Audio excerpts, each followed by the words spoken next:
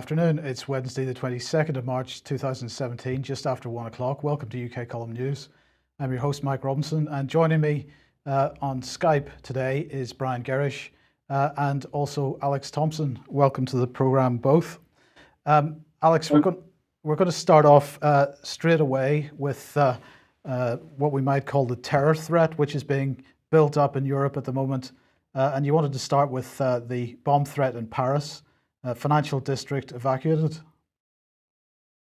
Yes, just to say that the kinds of terror actions that Paris is seeing are increasing. So we've now got the Rue des Italiens, one of the major thoroughfares in Paris, completely evacuated, the equivalent perhaps of clearing out Oxford Street or something of that nature, because of some so-called credible threat which has been issued.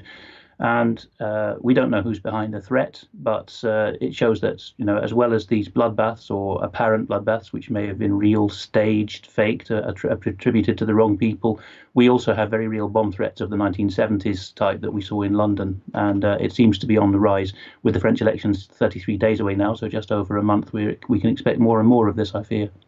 But although we're not getting actual events like this, we are seeming to see lots of simulated terror attacks going on in the UK at the moment.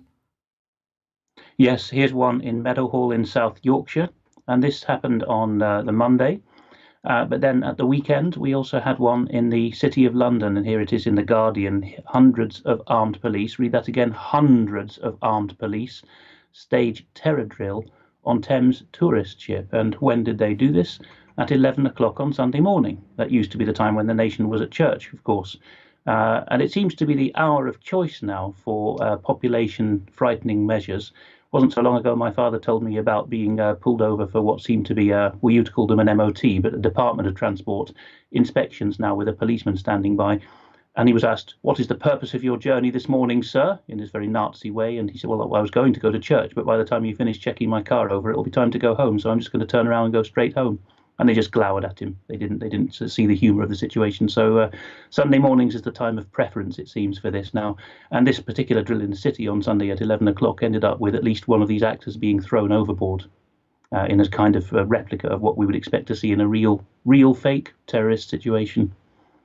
Well, before I ask Brian for some thoughts on this, let's just mention this. Of course, the laptop ban, which was brought in yesterday, large phones, laptops and tablets not allowed to be in cabins on flights to the UK from Turkey, Lebanon, Egypt, Saudi Arabia, Jordan and Tunisia. And I've captioned this because a bomb in a hold will not bring down the plane. I mean, this is clearly simply a PR exercise. It can have no other purpose, because if you bring a bomb on a plane, it doesn't matter whether it's in the cabin or it's in the hold. It's going to destroy that aircraft. So this is an additional security measure they say, which is going to cause some disruption for passengers and flights. The government understands the frustration that it will cause, but the government's top priority, they say, will always be to maintain the safety of British nationalists. Direct flights to the UK from those destinations can continue to operate to the UK subject to the new measures being in place. So the implication here is that any airline not willing to impose these measures would not be allowed to fly to the UK, and travellers are advised to keep up to date with the latest travel advice from the government. Brian, this is just a PR exercise, is it not? We could call it a PR exercise, Mike, or we could call it a nationwide psychological operation, and I prefer to call it the latter, because I think this is calculated.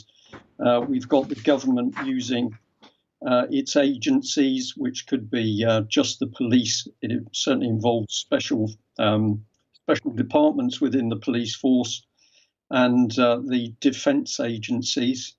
What is the game? It is to ram terror into the minds of people, to get them frightened. And once they're sufficiently frightened, of course, the hope is that whatever the government says is needed to protect them, people will accept. I'll just add to that I remember my conversation with a Metropolitan Police person. I won't say whether it was a man or a woman, but basically they were talking about the prevent strategy and how in their opinion, the prevent strategy as pushed out by the Metropolitan Police was being used to create fear, and it was also being used to groom youngsters, particularly Asian youngsters, into some form of alignment with terrorism.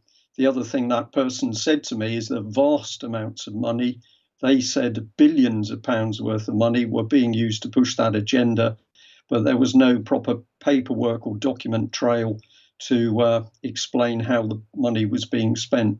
So I think we're starting to see some very, very dangerous psychological operations carried out by the British government in UK.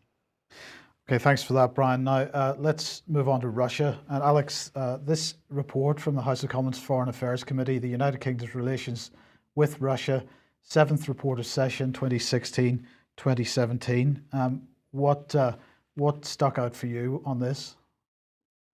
What really I saw was that this was a hopeful sign that the Foreign Affairs Select Committee is beginning to ask the last few Russia specialists in our academic setup the reasons why we cannot engage with Russia just at a culture to culture or a population to population level. And there's a paragraph which I found was particularly interesting. And that is paragraph 170 here. Thank you for putting that up on screen. And this is when the FASC was taking witness statements from a particularly good academic, Dr. Aver at Birmingham, who is one of the greatest Slavicists in the country. And he commented to the FCO about the reason why the Foreign and Commonwealth Office itself doesn't seem to know enough about Russia. And he says the Eastern Research Group is staffed by excellent people who stay in the group for many years. They have a tremendous amount of knowledge about Russia, I would say, on an academic level. But there is something like 5 or 6 of them dealing with the entire post-Soviet space, less the Baltic states. That's Russia plus 11 countries. They are looking at politics, political economy, security, and so on. That seems to me to be pretty woeful. They engage with academia and the expert community. They try their best, but that is laughable, really.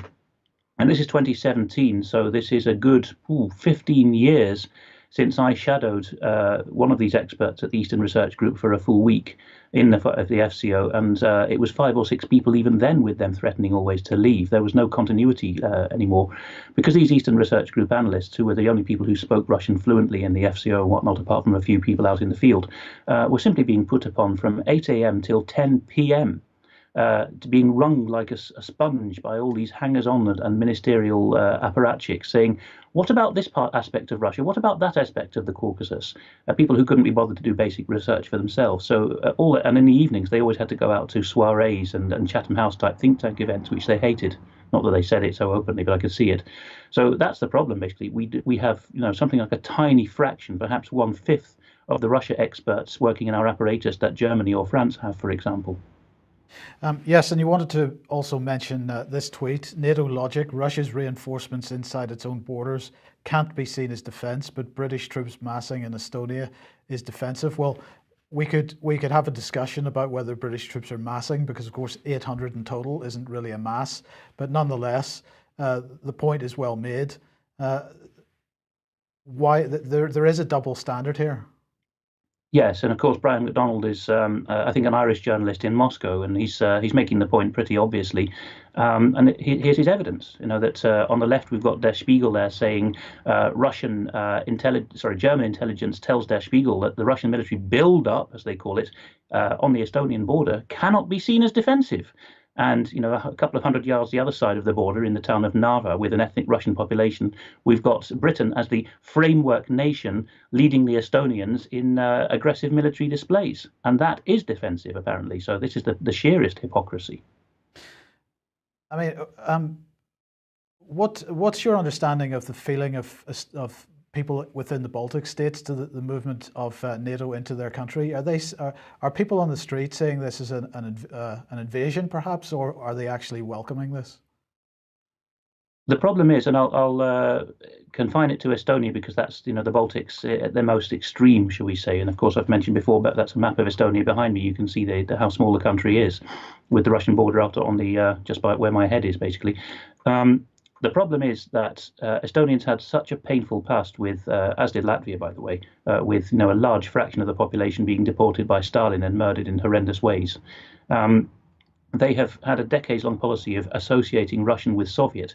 The more intelligent half of the nation is now starting to think, well, actually, you can be a patriotic Estonian and appreciate that the Russians had a rum deal and they were the victims of socialism too. So those kinds of people are beginning to say, have we spent the 20th century thinking in vain that the Allies are going to come to our rescue? I mean, there was a time in Estonia and Latvia when these post-World War II resistance movements, the Forest Brethren, actually spoke openly of their hope that the Brits and Americans would arrive on a fabled white ship and save them all.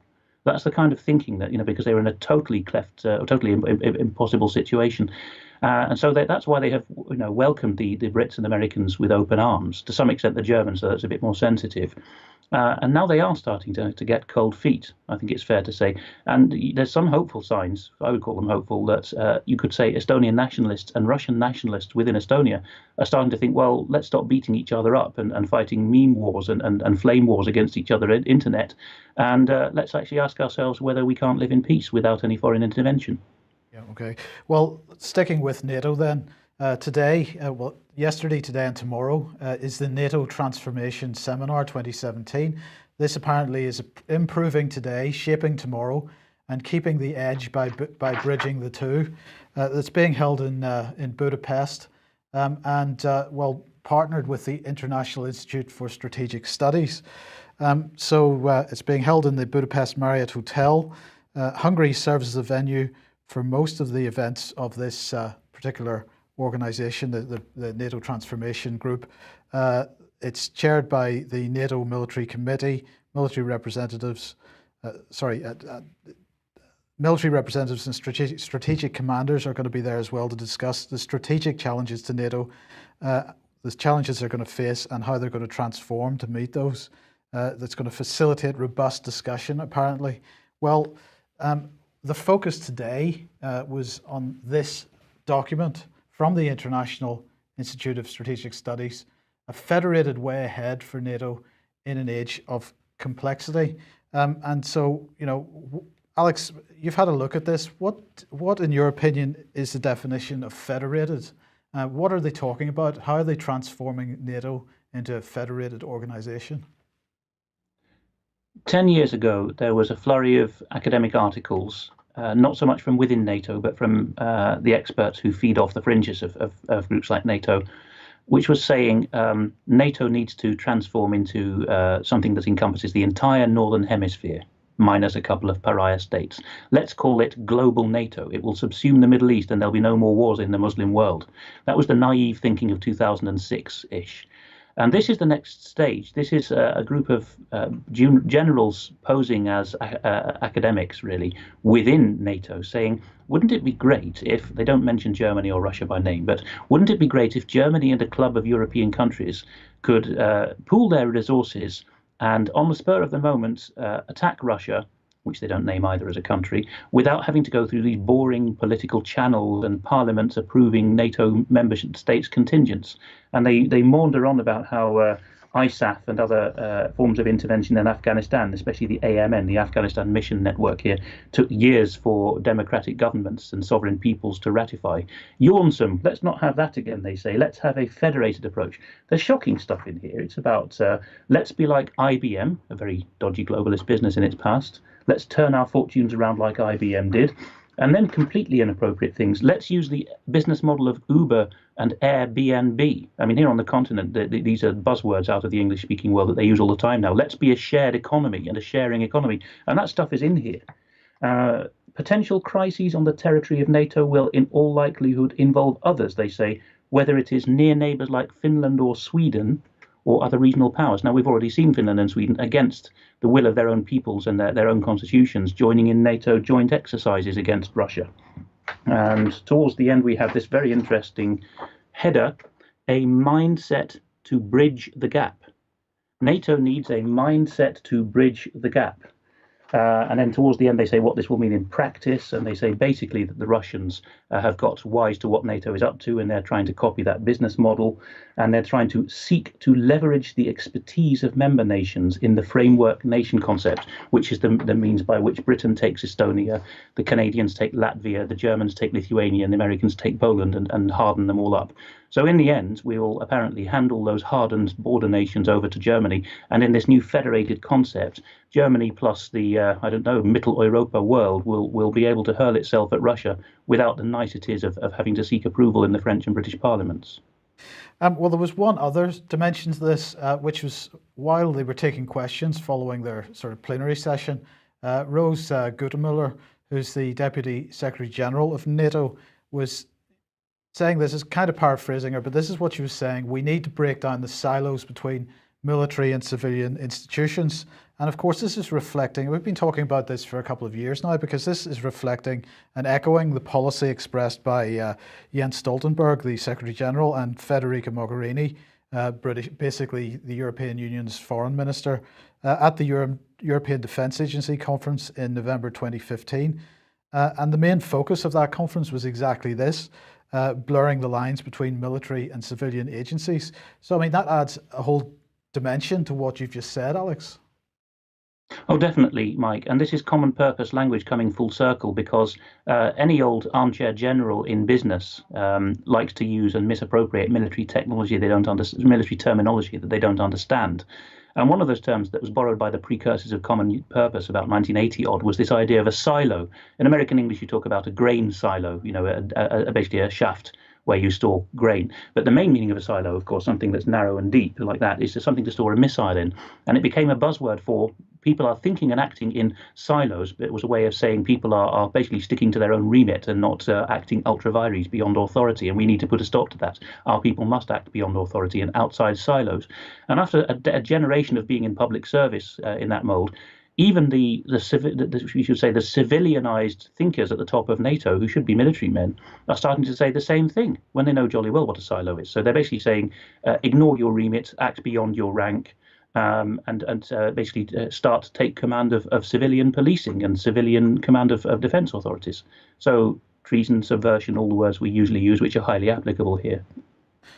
Brian, any thoughts on this? Because this is a massive breakdown of any kind of separation of powers. It certainly is, Mike, and I'm thinking we could probably have an hour's discussion just on this topic. But one of the things I'll pick up on is that Alex has just mentioned generals acting as academics, and then later on he's pointing out that we've got generals starting to use corporatist speak, if I've got this right. So initially, people in the private sector delight in being able to use quasi military terms. Now we've got it spinning back the other way, that we've got people in the military using business terms. And in fact, I think we had a slide for one of the senior British generals a few months ago where he was describing the army as a business. So there's clearly an agenda in the way that these people talk, and that leads us to who is training the military in particular. And I think we should be starting to show great interest in the fact that we had, I think it was the Daily Mail reporting that Barclays Bank was going to be running military training courses within its own headquarter facilities. That is a very interesting point. But we also know that we've got Barclays Bank and Goldman Sachs Bank intimately involved in training within Sandhurst in UK. So at the moment, we are seeing that operating out of silos is meaning that instead of having defence matters ring-fenced with some sort of control, they are defence matters. We've got any old person coming in and sharing the pot. And of course, the door was opened. The Trojan horse was common purpose, which worked extremely hard to get in amongst military people some 10 years ago. Now we're seeing these big corporations like banks working directly with the military. And I better just end by saying, and of course, we've had David Ellis pointing out that Britain's nuclear deterrent going to France and then Germany, what that really is ultimately is the deterrent controlled by the European Central Bank and its masters. Alex. Yes, just to say that one of our best chat room people has put his finger on it. There was a paper on this in 2004 called the Venusberg. So you spell that as Venusberg, B-E-R-G at the end, all one word. The Venusberg paper of 2004 was written by the Bertelsmann Media Group, which is basically the CIA posing as an independent German media. And the CIA directed Bertelsmann to write in this 2004 paper that the military and the German conglomerate will get its way through what they called civilian instruments, or sometimes civil instruments. Zivilinstrumente, I think, in German. What they mean by that is assets who pose as independent military men or who pose as academics who are in fact in hoc to the military-industrial complex. So that American-German axis over the heads of the American and German people has been going on since the Clinton era, when Clinton landed in Berlin and hailed Germany as Europe's natural leader, much to John Major's shock. So it's a long-term thing, and Britain is not central to this policy at all. We're just being tugged along and being strung along that we're still important, but we will have to double down and do as we're told in this thinking as well. It's just that we have too many democratic safeguards to allow us to ratify such NATO adventurism. So that's why this federated structure is being put in place, so that we're irrelevant to that decision-making process. Okay, well, I think we'll be mentioning Bertelsmann a bit later on, but in the meantime, let's move on to Parliament, Brian. And apparently we're going to get an explanation as to what Parliament is. Well, this is astonishing, Mike. And first of all, I'm going to thank the lady who pointed this out to me this morning. But we've got Parliament launching Parliament Explained. And if you just progress that slide, here we get some of the things that it's talking about. So we've got a number of parts of Parliament that are going to be explained. The public apparently needs to understand this. But if we go on to the next slide, who is actually going to be running this programme? Well, it's going to be presented by a comedian.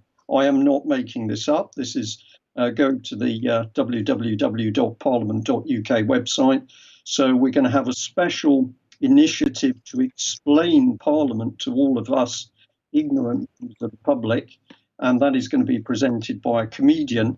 Now, I don't regard this as humorous at all. I actually think that what we're seeing here is the establishment beginning to panic that all the wider public are waking up to what our constitution is really about, how our system of law should work, with juries making the decisions, not the judges.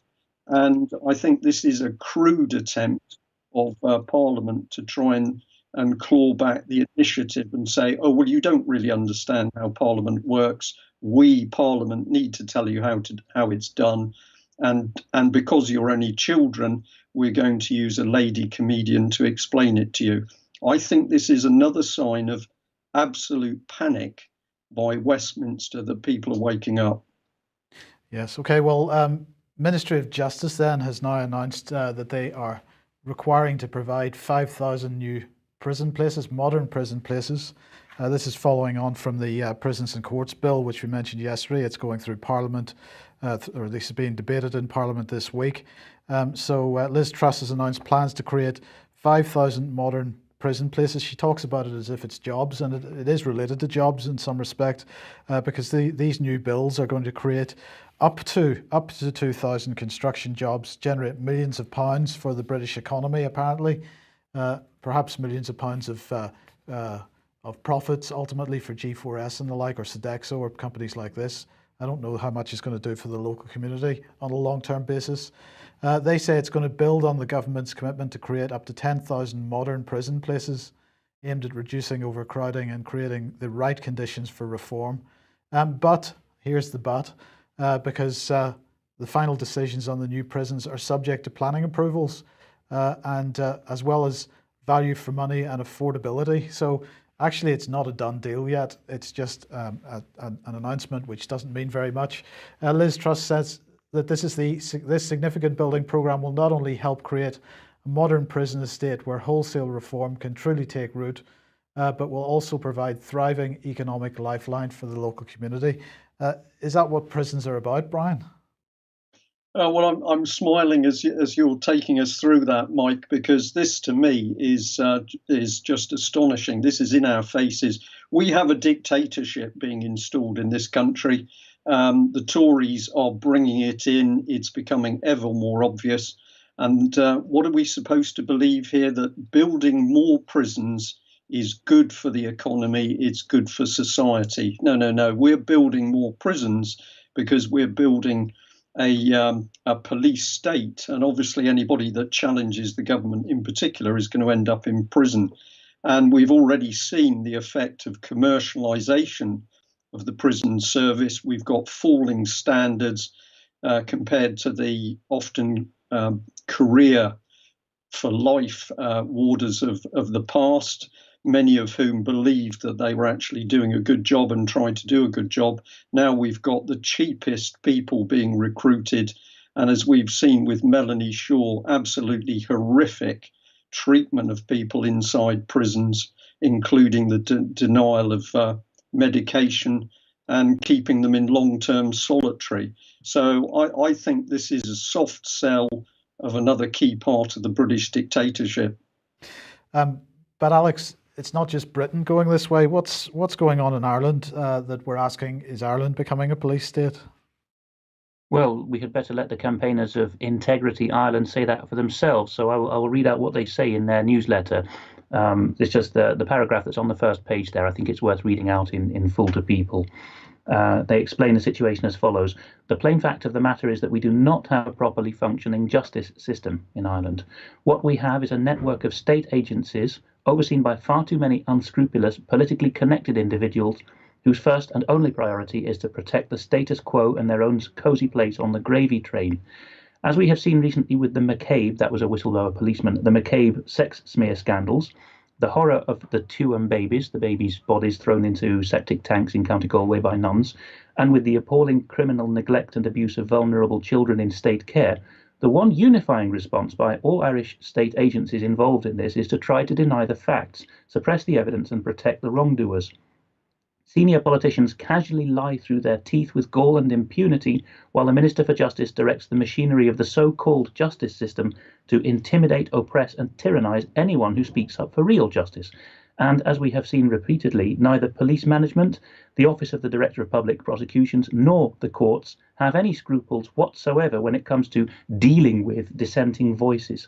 If crimes have to be committed and laws have to be broken in order to protect an utterly rotten establishment, then so be it. Nothing is off limits anymore.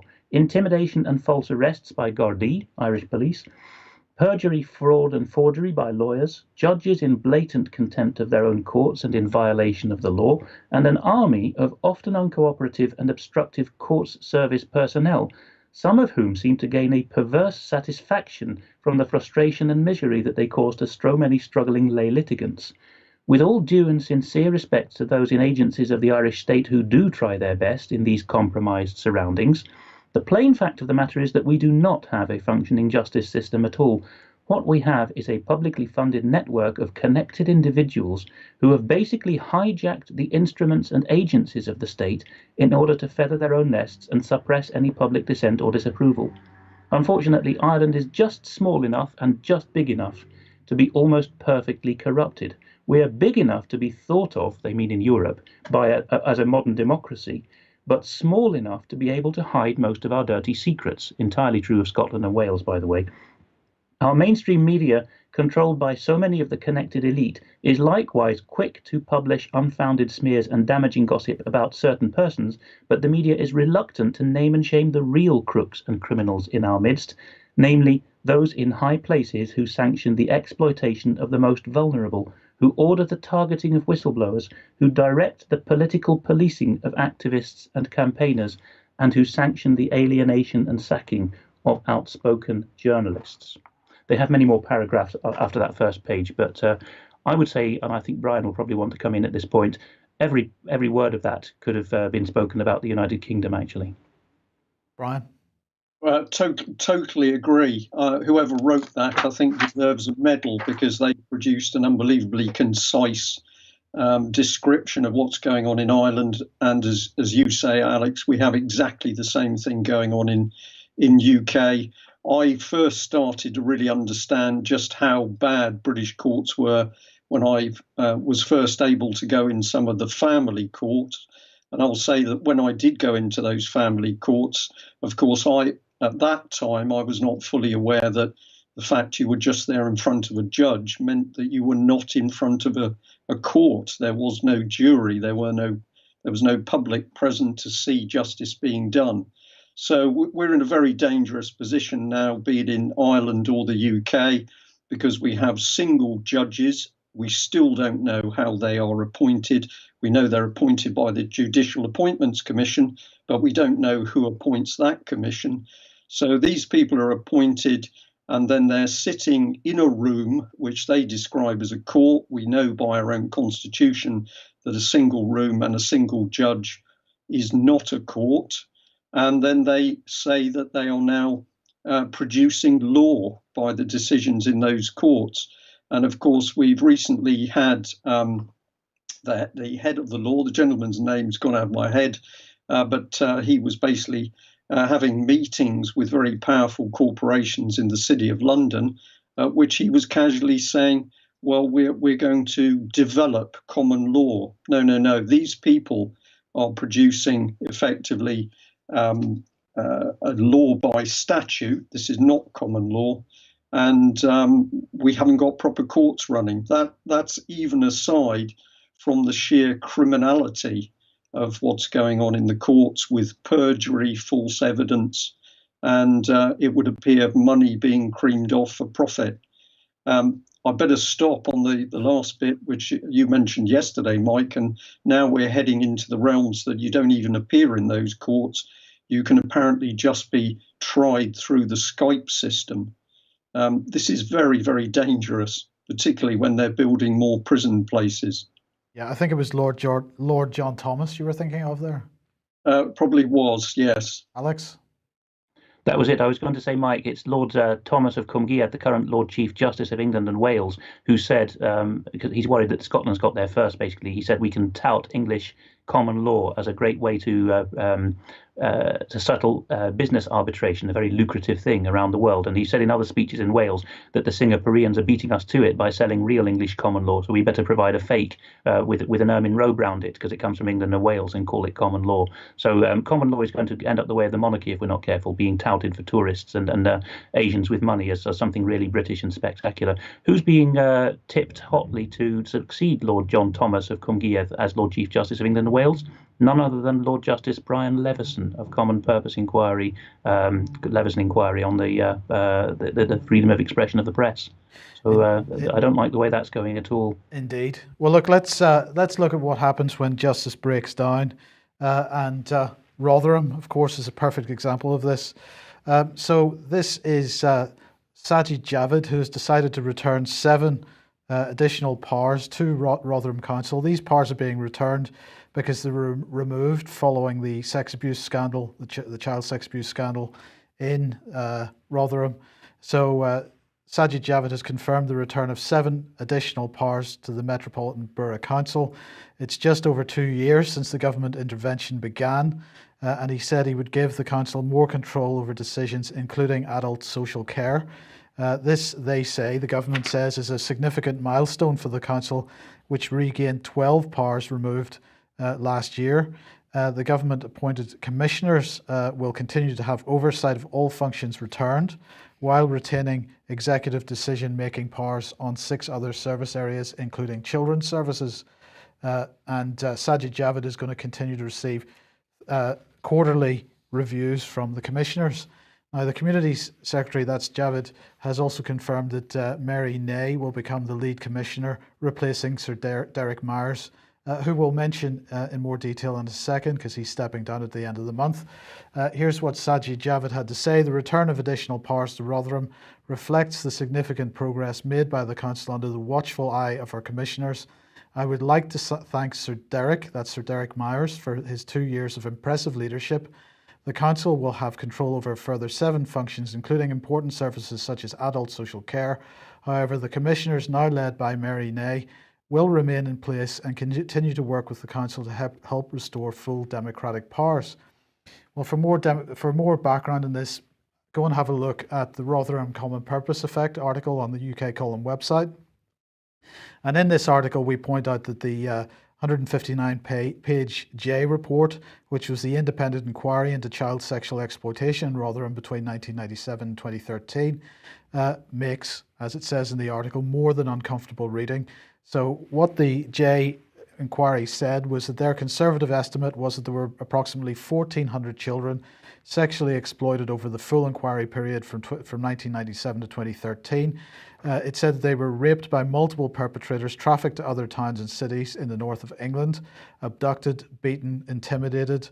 There were examples of children who had been doused in petrol and threatened to be set alight. They were threatened with guns. They were made to witness brutally violent rapes and threatened they would be next if they told anyone. And this was applying to girls as young as 11, being raped by large numbers so they were being gang raped. So this was the type of thing that was going on. Now, of course, this was mainly being perpetrated by Muslim gangs, and we were sort of criticized in the past for not focusing on that.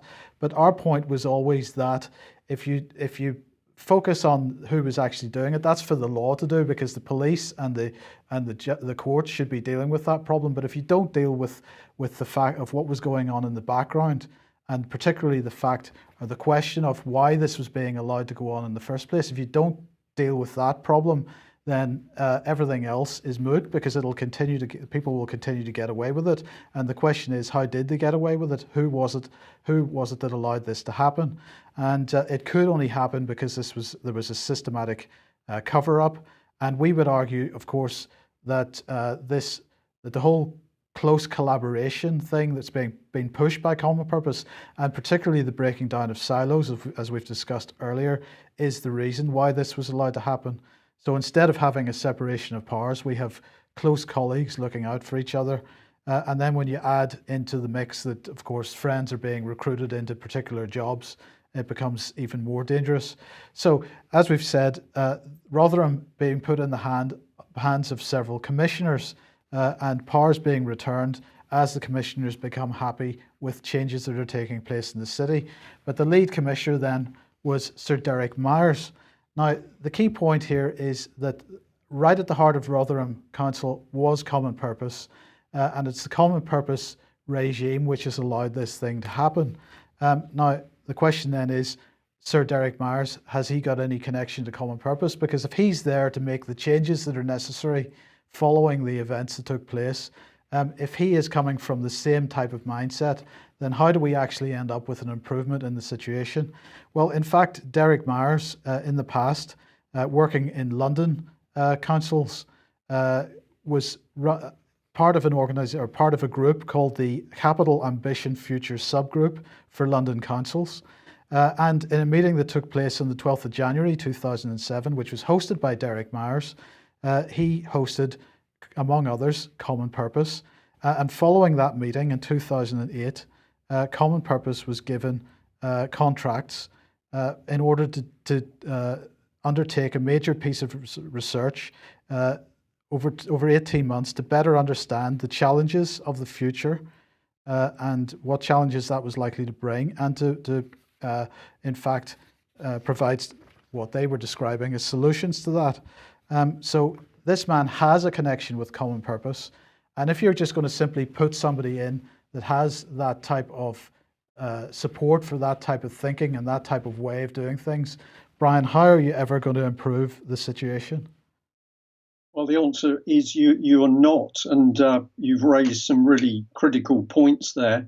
I would say that Rotherham has simply not changed at all, because they haven't got to grips with how the abuses were allowed to take place.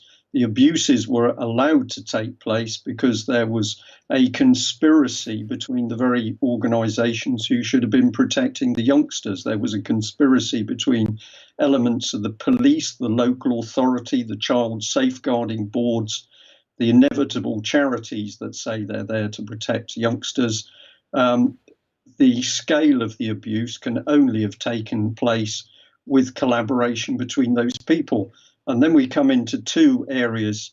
We can say that the setting up of the so-called child safeguarding boards brings its own problems, because you are bringing together police, local authority, social services and the charities and others to work together. But this instantly means, as you say, there's no separation of the powers. And therefore, if any one of those agencies is at fault, the other agencies are automatically complicit because they're operating as a group. And then you bring on top of that this pernicious organisation, Common Purpose, where it says that it encourages people to operate as a collaborative behind closed doors. It holds its meetings in a quasi-secret way, even if police are present. So we know we've got Common Purpose police meeting with Common Purpose local authority people, meeting with Common Purpose child safeguarding people. This is a very dirty mix, particularly when in the past we've had paedophiles who have been inside the Common Purpose networks, of which the worst was Matthew Byrne, who was not only in Common Purpose in Merseyside, but of course he was on their advisory board recruiting other people to become Common Purpose leaders. So if you had a paedophile working to recruit other Common Purpose leaders, I would guess he was particularly keen on recruiting other paedophiles. But the police never carried out any investigation. And I'll just end by saying that in the last few hours, I've been able to speak to the very brave Metropolitan Policeman John Wedger. I'm very pleased to say I can use his full name now. John Wedger, who blew the whistle on child abuse, trafficking, prostitution and deaths in London, is now back under horrific pressure from the Metropolitan Police, being threatened with disciplinary action, and of course absolutely no help from Amber Rudd or Cressida Dick, albeit that Miss Dick is not yet in post. So when the police come forward and say how these massive abuse rings can operate because the authorities are turning a blind eye or are involved or are covering up, what happens to the whistleblowers? They are threatened to keep quiet. This is the despicable state of Britain today. Just to finish this one, then we'll just mention that obviously Mary Nay is going to take over as the lead commissioner from April. We've also got Patricia Bradwell, who's the Children's Social Care Commissioner, and Julia Kenny, CBE, who's another supporting commissioner, and also Stella Manzi. She's going to finish at the end of, I think she's finished now, the end of February. So perhaps some of our viewers might like to take some of those names and do a bit of research into the backgrounds of the remaining commissioners and see what we can find out about them. Now, Brian, we're almost out of time, so if we just run quickly through this about the BBC. Well, yes, let's just go through them. If you move on this slide, there's a bit of text comes up as well. I was just fascinated by this story. We've got 70 MPs have suddenly got very upset with the BBC. They say they're showing bias with regard to Brexit, that the BBC is not covering the pro side, the positive side of Brexit. And so they've written a letter saying, well, this is disgraceful. I think something else is going on here, so I've put an additional label there, propaganda, spin and confusion. I think this is part of a second part of the psychological operation against the public. We've got terror and fear, and now what we've got coming in is confusion. But have a look at this response from the big man himself, the head of the BBC, and what is he actually saying at the moment? Tony Hall, while we are always live to our critics and understand that passions are running high on all sides of the debate, it's the job of the BBC to scrutinise and analyse the issues on behalf of the public and, quote, to hold politicians to account across the political spectrum. Well, of course, that is a complete lie, because the BBC has done everything possible to help cover up for politicians. But he goes on, if we come to the next one, that is what the BBC has been doing. It's precisely what the BBC will continue to do. It is precisely because of this that the public trusts the BBC. these people are delusional. I can't put it more strongly than that. And if that's the BBC comment, then in this article it also quotes this gentleman, Julian Knight. He's a Tory MP for where is it? Solihull, thank you. He says, I worked for the BBC for 5 years and firmly believe it's the greatest repository of media talent anywhere in the world. I've said, is Mr. Knight still drugged up on the BBC ego? But what we've got here as well, this is delusional language. Does this man really believe that the BBC is this leading world media organisation? I think he does, which is what makes it so scary. And if we go on, he says, private media is free to adopt whatever attitude and in print to promote whatever politics it pleases, but the BBC is different. It can't afford to be out of touch with Brexit voters, especially the woefully underrepresented million of them in Scotland, and with the towns and villages beyond the great cities where the corporation is based. Well, out of touch, the BBC clearly despises Brexit voters. You can see from article after article in the BBC. But we'll just follow Julian through a bit more. Remember, of course, that he's a Tory. This is especially the case when local BBC news websites are putting such pressure on local newspapers, which not only provide a valuable route into journalism for young people, but are much more likely to reflect the character of their community than the nearest outpost of the sprawling BBC. So what is he talking about? He's talking about the BBC undermining good journalism from family companies. There used to be many family-run newspapers, certainly many locally run newspapers. Those have been hoovered up by the giant media corporations. This man admitting that BBC is now simply pushing them out. But my main point is both from the Director General of the BBC and this Tory MP delusional language about what the status of the BBC is in UK. Okay, and are we gonna cover the Bertelsmann stuff here? German supranational corporation Bertelsmann speaks on Brexit. Well, I'll just mention it. I'm not sure how much more we want to do on the time. We're coming up to 50 minutes, but this was sent through. Thank you to Merit for sending us through this morning. So Bertelsmann, this vast and exceptionally dangerous German conglomerate, has been busy analysing Brexit. And it came up with three basic warnings here. It says in the best case scenario, Britain and the EU countries find a joint solution that minimises losses. And it says that could be an arrangement similar to Norway. The second scenario is a settlement along the lines of the Swiss model. And I think if I remember correctly, the Swiss model of trade with the EU is enabled by 120 separate rules. And then they say the disaster scenario is the Europeans prove unwilling to compromise and there's no chance of a free trade agreement. And I did smile when I saw that Bertelsmann had to say that, however, German automobile manufacturers with production plants in Britain face higher costs. And here we see the sheer arrogance of the EU and indeed Bertelsmann, because, of course, those German car manufacturers have been cruising off benefits in UK, having got into our car industry and then wiped it out from the inside. They're simply taking profit out of UK and sending it back to Berlin, effectively. Alex, that looks like an interesting document you've got there. This is a book, one of several, which Pierre Hillard has written just on Bertelsmann. He's writing here about La Fondation Bertelsmann, which is the Bertelsmann Stiftung, the Bertelsmann Foundation, which was received its seed capital from the same philanthropist type as started the media organization itself.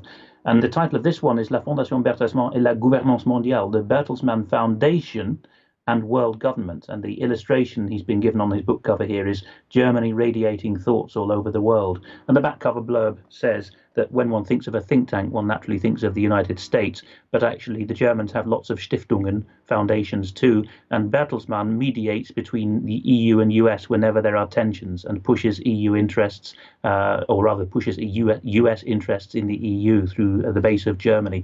So alongside the media outlets, you have the foundation or Stiftung of Bertelsmann. And as we've mentioned before, they envisage, and have done for 13 years now, that the military, that is the US-German military complex, as it were, will use civil instruments to achieve its goals through the media. Yes. Brian, any closing thoughts?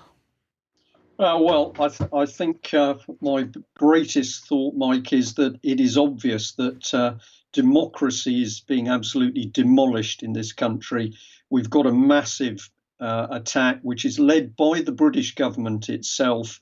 It's destroying everything. We're seeing manufacturing, what's left of that, decimated. We see the military decimated. We've got education being ripped apart to the extent that our best teachers are leaving. We know the NHS is being ripped apart, is virtually privatized. None of this is happening by accident. This is collaborative action from within the British government.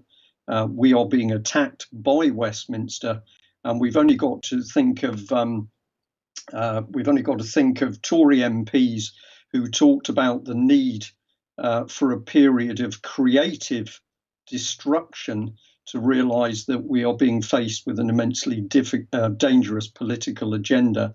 And this is the bit that we have to work to wake people up to. We are seeing the country falling apart, not by accident, not by the incompetence of the public and people working. We are seeing it being destroyed by a program of destruction, which is being fomented within central government and particularly within the Cabinet Office. And this is what we have to bring out into the open. Big society is a dictatorship. Communitarianism is pretty close to the politics that's being brought into power. But of course, we've also got common purpose burying its political agenda everywhere.